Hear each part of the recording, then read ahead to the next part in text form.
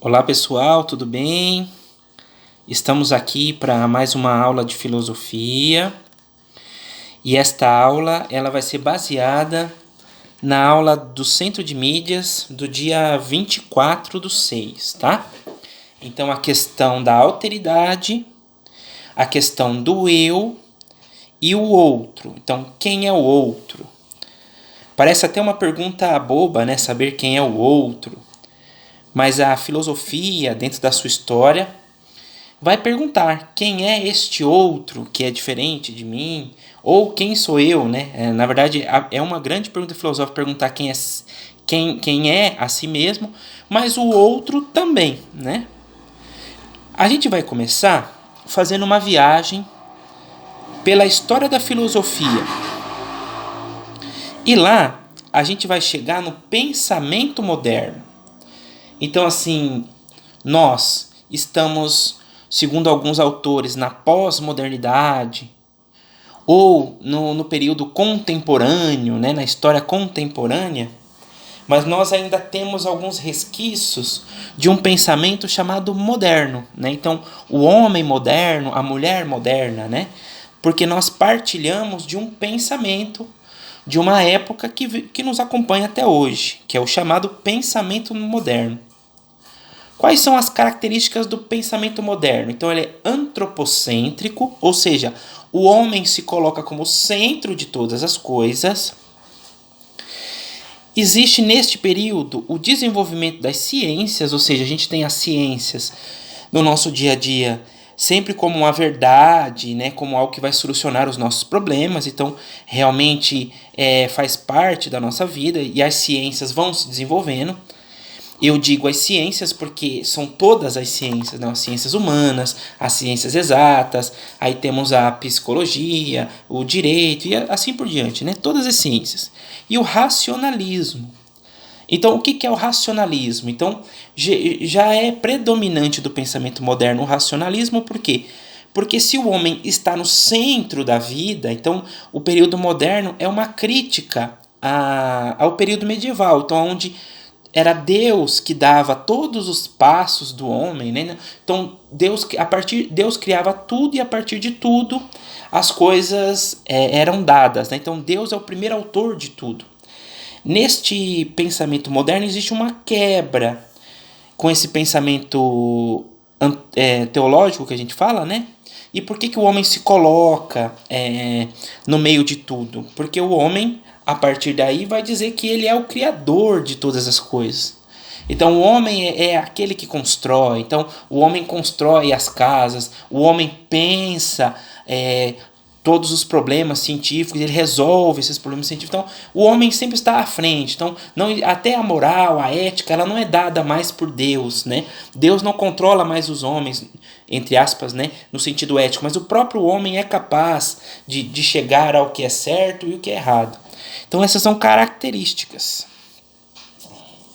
do pensamento moderno. Então uma perguntinha aqui para vocês, tá? Como nasce o homem moderno? Ou quem é este homem moderno? Então, o responsável por isso é um filósofo chamado René Descartes. Descartes é aquele autor da famosa frase penso, logo existo. Ele escreve esta frase num livro chamado Meditações Metafísicas. Quando Descartes escreve este livro, e porque contém essas frases, ele é obrigado a fugir da França e ele vai para a Holanda. Por quê? Porque ele ainda está numa linha, ele está no período medieval, num pensamento medieval, e o que ele faz? Ele faz uma desconstrução de todo o pensamento dele, e a partir dali ele consegue ter uma certeza. Qual? O eu sou, ou seja, eu consigo ter certeza de tudo que existe no mundo. Eu não tenho certeza de nada, mas eu tenho certeza da minha existência. Então, e como essa existência é dada? Como é que eu tenho certeza dessa existência? Porque eu tenho a capacidade de pensar. Então, porque eu penso, eu tenho a consciência que eu existo. Então é a primeira coisa que eu posso dizer, que eu posso afirmar. Então eu penso, logo eu existo. Então, a partir do seu pensamento, ele vai elaborar as outras coisas, né? Por que ele foge? Porque, contrário do período medieval, onde era posto, onde Deus era o criador de tudo, ele diz, não, primeiro eu me dou conta de mim e depois eu me dou conta de um ser superior que nós chamamos de Deus. E ele foge justamente porque ele nega esse princípio do período. E agora, o que isso tem a ver com a aula, o eu e o outro? Isso aqui eu gostaria que vocês prestassem bastante atenção, porque nós nos relacionamos desta forma. Quando a gente se relaciona com o outro, é sempre o outro a partir de mim. Quantas vezes a gente não fica bravo com alguma pessoa porque ela é exatamente diferente daquilo que a gente imaginou que ela fosse? A gente se decepciona e põe a culpa na pessoa. Ou seja, como se o outro tivesse que ser exatamente aquilo que eu penso dele. Não, o outro é aquilo que ele é, né? Ele não pode ser diferente daquilo que é. Mas a gente se irrita por quê? Porque a gente conhece alguém, idealiza esse alguém e quer que ele seja do jeito que a gente é. Então a gente constrói o outro. Então eu construo, eu consigo me identificar e eu identifico o outro. Na história da filosofia, alguns autores, como Heidegger, né, Martin Heidegger, vai dizer que isso acontece mesmo. E aí, só que assim, ele vai aprofundar um pouco mais o problema. Ele vai dizer, a gente só se relaciona com outro eu. Então, relacionar-se com o outro é relacionar-se com outro eu. E você pode prestar atenção, você só se relaciona com pessoas muito parecidas com você. E aí a gente pode se questionar. Então, esta frase que todo mundo diz, os opostos se atraem, neste caso não se aplica. Então a gente só é atraído pelos iguais. Tanto quando você conhece alguém, o que você vai perguntar para a pessoa? Quantos anos ela tem? Aonde ela mora? Que tipo de música ela gosta? Que time que ela gosta? Ah, se você é corintiano, como eu. Ah, é palmeirense. Ah, palmeirense já não gostei. Por quê? Porque o outro é o diferente. Ah, é corintiano? Então se aproxima, você é dos meus. Quer dizer, eu trago o outro para a minha dimensão. Eu trago o outro para o meu mundo. O diferente não, o igual, né? Porque nós partilhamos das mesmas ideias. Então, é sempre na modernidade este relacionamento com o outro. Então, assim, que tipo de problemas a gente pode ter? Vários problemas. Se você vai pensar na história, né? No desenvolvimento da história, você vai pensar quando o português chega até o Brasil, que ainda não é o Brasil, né? Ele chega no Brasil, ele se depara com o quê? Com o outro. Ele se depara com o diferente. Mas como é que ele analisa? Ele não é igual a mim. E ele faz pior, porque ele vai tratar de uma maneira que nós dissemos que um conceito chamado etnocentrismo.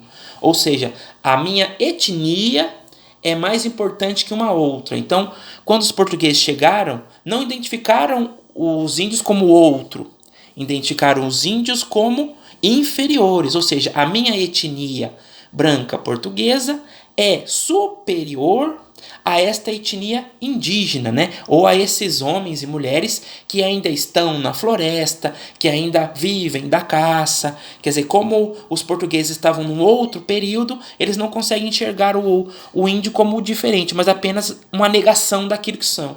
Ou como se eles estivessem num estágio inferior do deles.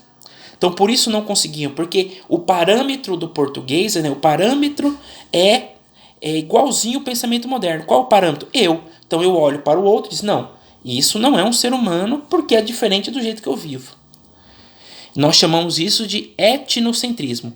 A minha etnia, a minha raça é maior ou superior a outra raça. Nesta aula, o professor falou também de Emmanuel Levinas. E ele usou uma palavrinha muito interessante que a gente vai usar. Inclusive, eu gostaria que vocês fizessem uma pesquisa, igual o professor sugeriu para vocês. A palavra é alteridade. Então, procurem no dicionário, procurem onde vocês costumam fazer suas pesquisas, a ideia de alteridade. Porque aí você vai entender o pensamento de Levinas. O que ele vai dizer? Quem é o outro? O outro não é a minha negação, que nem pensa a modernidade. O outro é um complemento. Opa, minha caneta falhando. O outro é o complemento do que eu sou. Através da alteridade, eu posso estar em contato com o diferente.